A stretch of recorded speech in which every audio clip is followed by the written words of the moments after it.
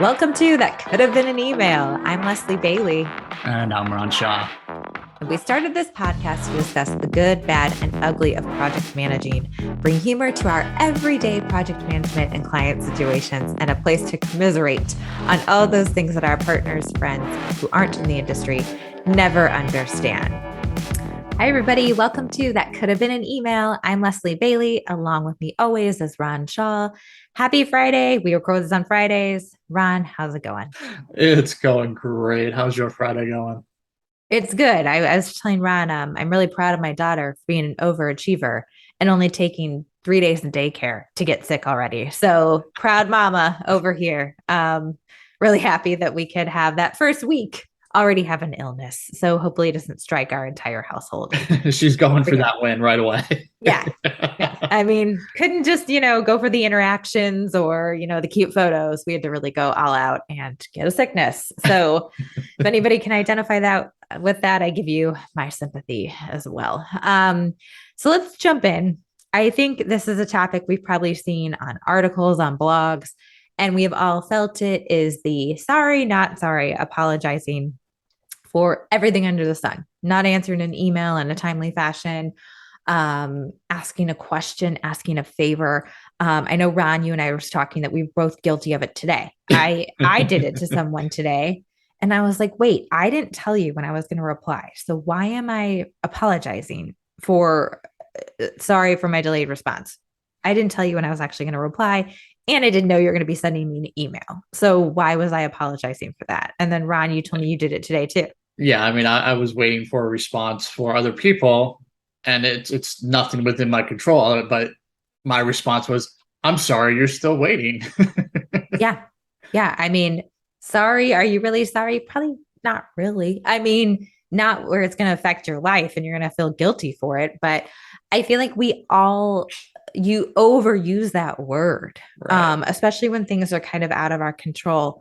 I've done it to where I'm like, oh, sorry, I haven't heard from her yet. Not my fault. Why am I apologizing for that? But it's almost like you're apologizing for the person or the situation. Right. So Yeah. we see it a lot. I definitely also do it in everyday life. Where I'm like, oh, sorry, can I ask you a favor? Why am I sorry for that? And if you're asking your spouse, is it really a favor? I hope not. Like, I hope it would just be a given that I'm going to ask you to do something. But it's definitely overused, and I think we try to understand why. Is it because you think you're always inconveniencing someone, or you know, do you really in your head think that person is waiting at their computer for your response? I hope they're not waiting on me. I mean, if they are, maybe that's an ego booster, but I hope not. Right. Because I think a lot of the time everybody's multitasking and way too busy to be sitting staring at their email to see when your response is, unless it's an absolute like support emergency. I don't see anybody really being like, oh, I was timing you for when you actually responded to me. I don't see that. So Ron, I'll ask you first. Why do you think you do it? I mean, there is to some degree where I actually do feel bad that the person's waiting. I personally don't like to wait. Like, Mm-hmm.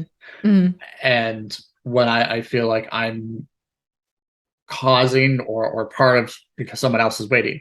And again, like we talked about my experience today, it really wasn't my fault per se. It Mm-hmm. kind of follows a chain, but it's just I think ingrained of this need to apologize. And I wonder, if it's something that is part of the American culture. I'll have Mm-hmm. to ask some of the people I know from other places around the world, like if that same type of thing happens, like if there's that constant need.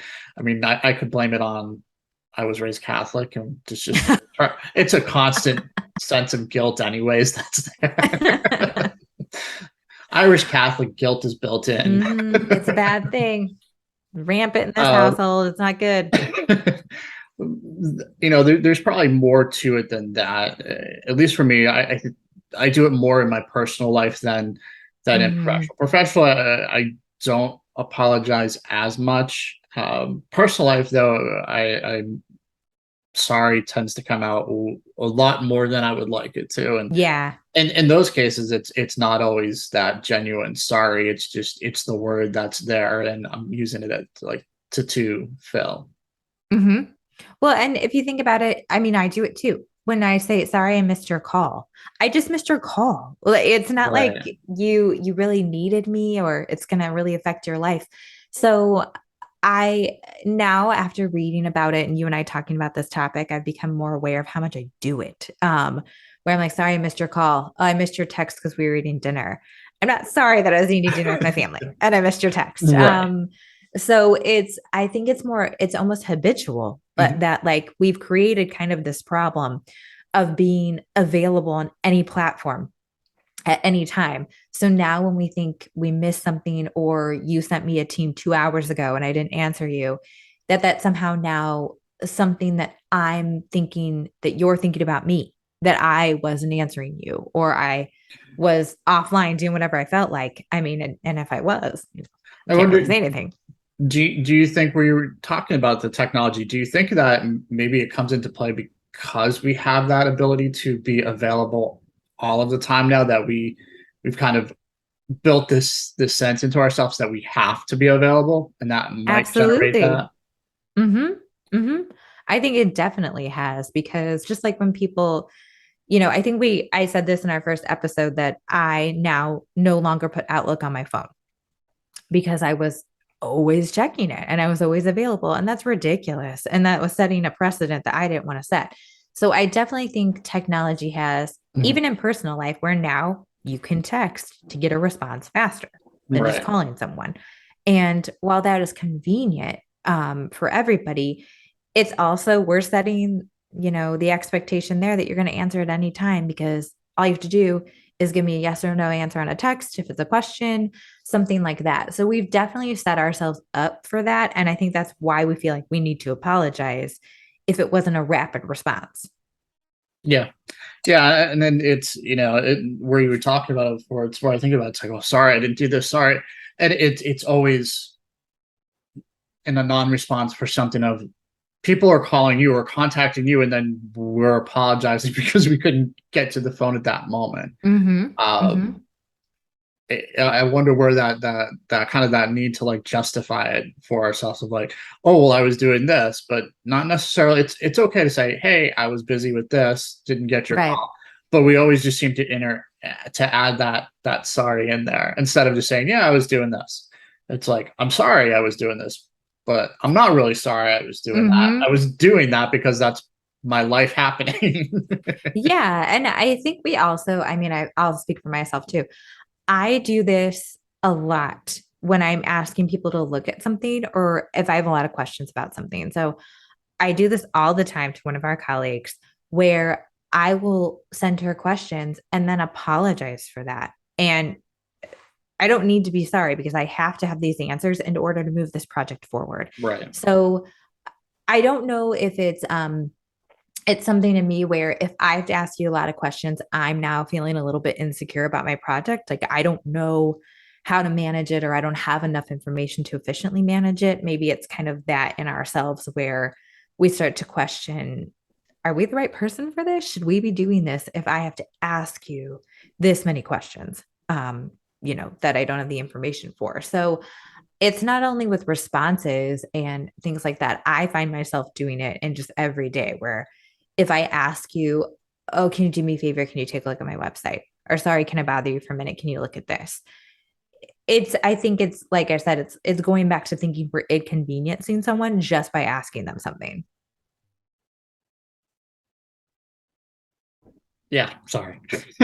um, It is. It really. I think you're right though, where it feels like we're intruding into their day, even though it may be Mhm. part of the work that you're doing.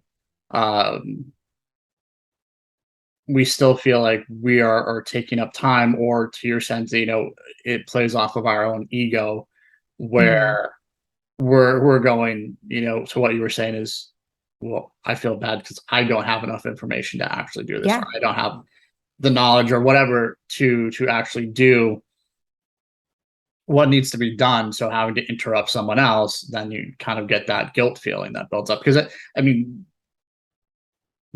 wouldn't you say that like when we say sorry, sorry itself is because technically should be coming from when there's a feeling of guilt or you've done something Mm-hmm. wrong. Mm-hmm. That seems like where it would rightfully apply. And then we end up misusing it because it's not necessarily in cases where things haven't been done wrong. It's just a knowledge gap in those cases, or it's not wrong. It's you just don't know it. So you, and also asking someone from their for their time when you work on something together. Again, that's Mm-hmm. not necessarily a thing to feel guilty about. We do just because like we were saying, is it bleeds back to the ego, and the ego is sad about it. I think you're right. Where, I mean, I've had the thought occur to me that if you take hours to answer me, yes, my ego is bruised because I'm not your priority. But I also, on the other hand, get how many projects you have that are maybe a higher priority than this. And I think it also goes back to a way of communicating as well, because when we get into conversation with the clients where it starts out with one question, but then it snowballs because we have to ask you some more to Right. clarify what the response would be or what the solution would be. And then I find myself being like, I'm sorry, you don't understand what I'm saying, or I'm sorry, I'm not conveying it very well. It goes into that too, where it's nobody has to be sorry. It's just we're not on the same page. And I think I've seen that more often than not, where somebody is like, I'm sorry, I don't get what you're asking me. I did that this week. And it was just an honest response is I don't understand what you're asking me for. So I think it's just a way of it's almost like a polite response to a I don't know, like just to a question mark. Yeah. Of, I somehow don't in a way want to say that I don't know what you're talking about. So I'm gonna say sorry ahead of time. Um, I think it's almost like a way of communicating that you guys just aren't on the same page at all. Yeah, I think that's right. And again, it's where I think where I was trying to go before is really it's just incorporated. It's a word that we just substitute in. Mm-hmm. It's Mm-hmm. almost at a subconscious level. We just throw that word just has built its way in, and it's not actually getting. It's lost its true meaning. It's Yeah. not Yeah. that it's you're not sorry, Mm-hmm. which I think is that the whole point. It's sorry, not sorry, because there's nothing to be sorry for. Right. Yeah. I mean, it goes back to, I was telling you a story of like, I said it in an email to someone because they had sent me an email. It went to my junk and it sat there for 2 weeks because I'll be honest, I'm not the greatest checker of my spam folder. I don't know if anybody out there does it daily. I don't hardly ever look at it. So I had missed it. It wasn't an urgent question, it wasn't an item that affected the project, but I did feel bad that it looks like I just didn't respond. So I apologize in that way because I don't want it to look like you're not my priority and I just didn't answer you, or didn't know the question. And I just thought if I ignored it, it would go away. But at the same time, I'm not sorry it was in my junk folder because I can't control that. So I feel like it's kind of a catch 22. You do feel bad, but on the other hand, there's not really anything you can do to control that. Very true. You can. It's just it's there's so many things with that are outside of our control that Mm-hmm. we end up apologizing for. Yeah. Uh, rather, when we think about it, though, what's a better way? You Mm-hmm. mentioned that you're paying more attention since we brought this up. Yeah. What have you been doing to try and curb that? Like, have you done something specific, or is it right now you're just kind of at the point of trying to recognize when you're doing it? I'm at the point of trying to recognize when I'm doing it. And also, I don't want to say taking sorry out of my vocabulary because that sounds incredibly heinous to take that out of my vocabulary, but to to just answer in a direct way, to take out the I don't want to say take out the pleasantries, but to take out the apology because it's just something I'm getting to now. It's you did send it 2 hours ago, but I was doing something, or another project came up that was a little bit more urgent at that time. So I think to me, it's now recognizing it and just striking the starting out with I'm sorry and just answering it directly or just putting the solution right in there. What about you? Yeah, similar. When I first noticed this, and this was probably dating back a few years now. One of the things I caught myself trying to get rid of it was I became hyper focused on the word sorry Mm-hmm. versus actually the whole meaning, and I would change sorry to I apologize. So the Yeah. word sorry was gone, but I'm still apologizing. Like I'm still it's still the same intent of what's happening there. Just change the word. That was phase one, and then I realized, well, I'm still apologizing, and this is going to be a long time again because it's just so ingrained Mm-hmm. uh, to get away from it. But what I've started doing, like you said, yes, being more just direct of this is what it is. This is, Yeah.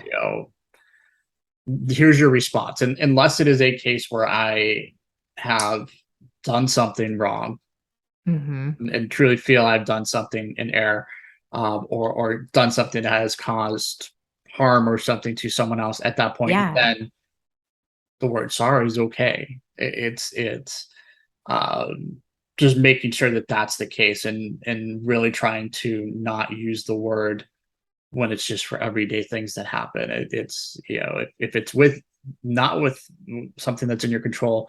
Like Mm-hmm. one of the other situations is um, when people are telling you something that's going on that's wrong or bad or ill that's happened in their life.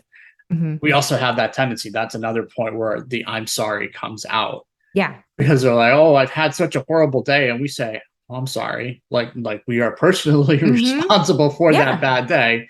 Yeah. It's an awkward use, and from a personal life way, I've really tried to stop doing that. That's one of the harder ones for me, Mm-hmm. and it's I want the person to know I understand what you're saying, and I'm empathetic towards you. Right. And I Right. haven't found the right way to say that. And that's how the I'm sorry always comes back. Because, the other Yeah. one is if you go to someone and say, I understand, that can open up a whole other can of Mm-hmm. worms. Like, oh, Yeah. do you really understand all of this? And yeah, I don't like when that one opens up.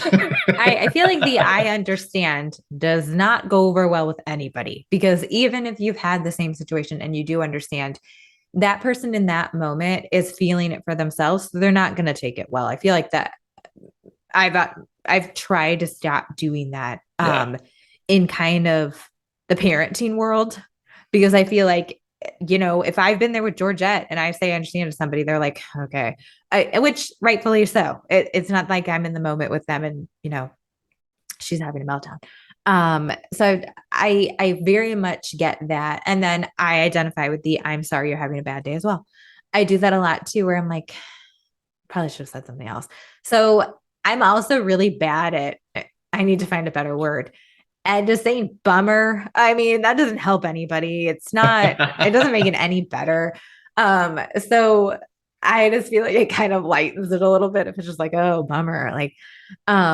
So I think everybody is made aware of it, but it's so ingrained in you that you just keep doing it. Right. Because in the moment, especially on a team or a text, it's the easiest thing to say right off the bat. And it's not taking away from how much you care if it's just a generic kind of I'm sorry. It's the quickest thing you can think of to let that person know that you're there. What can you help with? And it just comes out. So I really identify with that one. I could probably go back to a lot of teams this week where I said that to someone. And it's I think it's like I said, it's the easy way to just offer help or um, offer recognition Mhm. of what they're experiencing.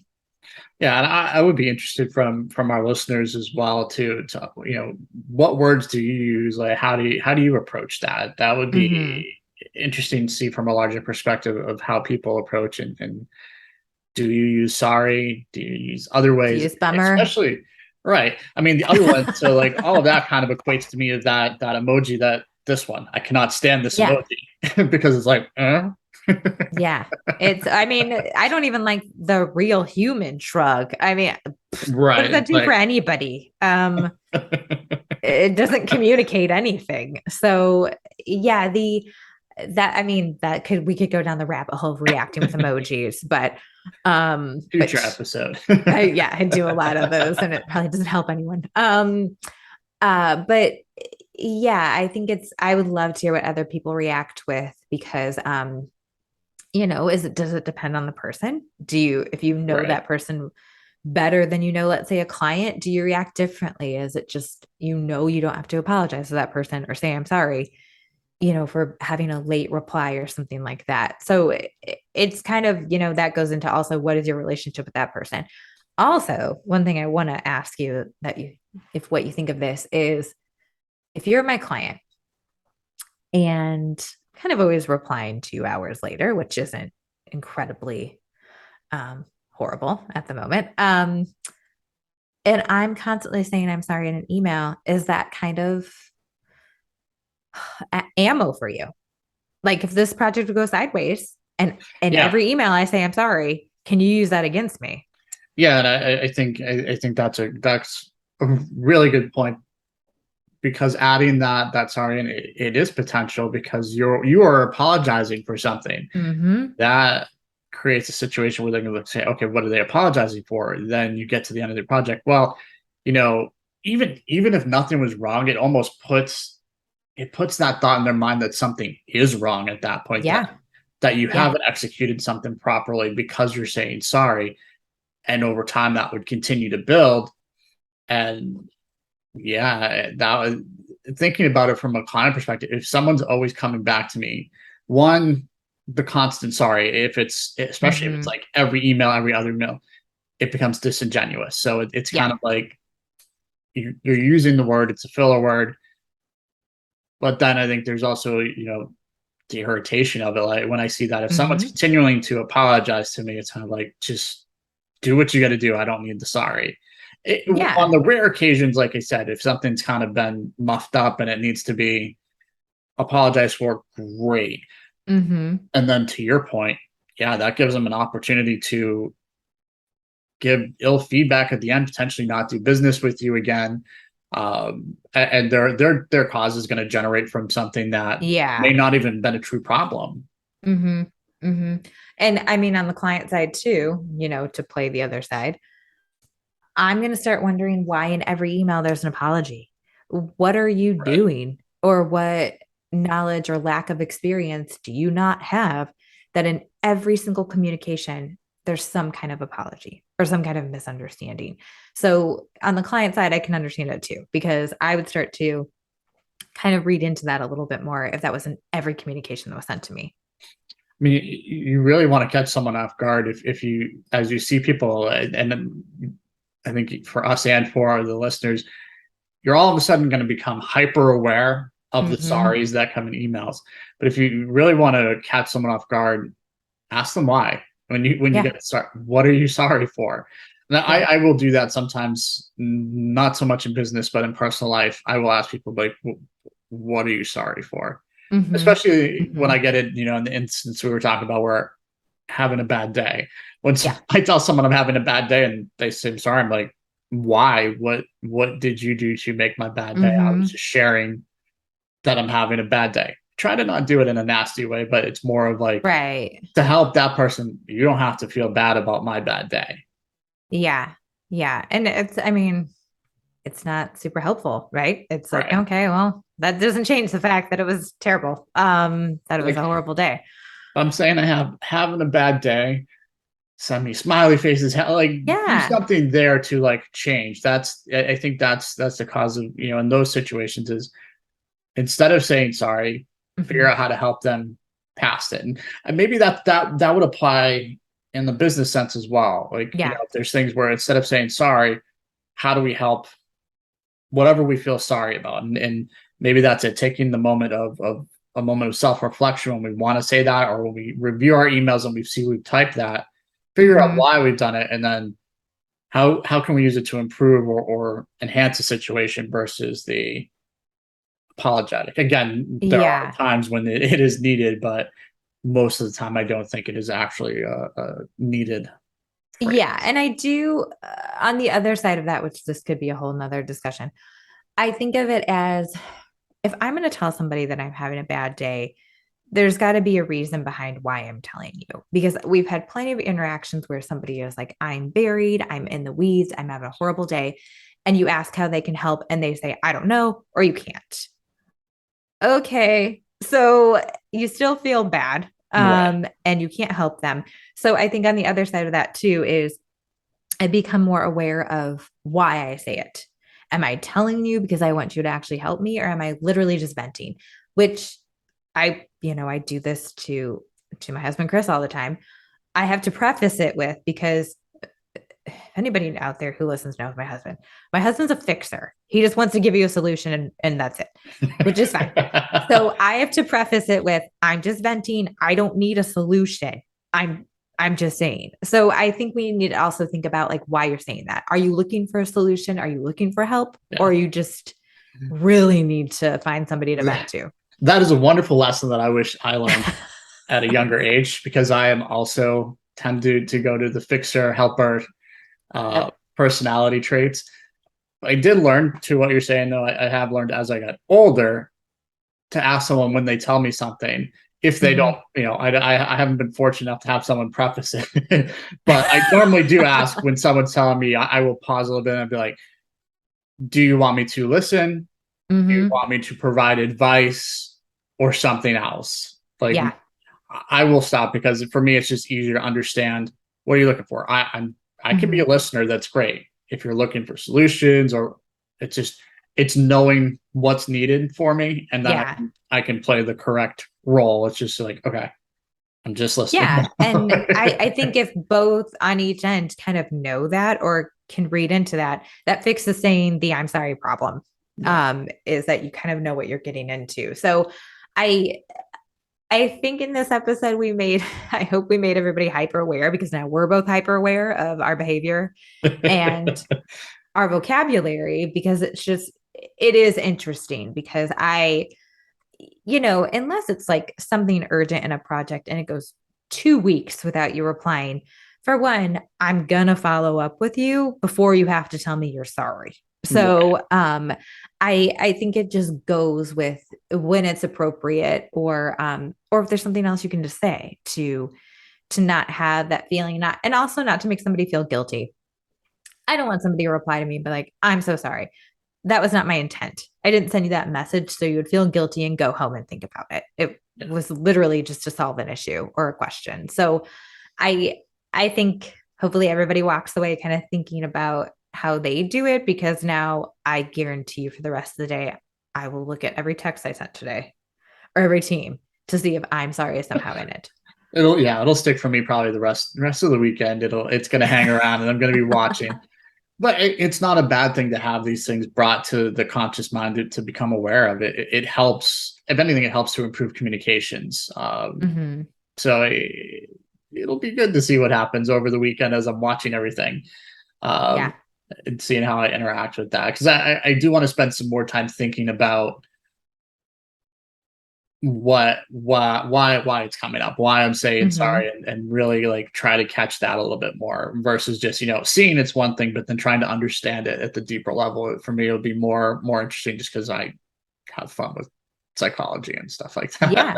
Yeah, for sure. I mean, I'm sure there's an article out there or Oh, I'm an sure. exam waiting to analyze why you say that. Well, I think we have had a great episode this week.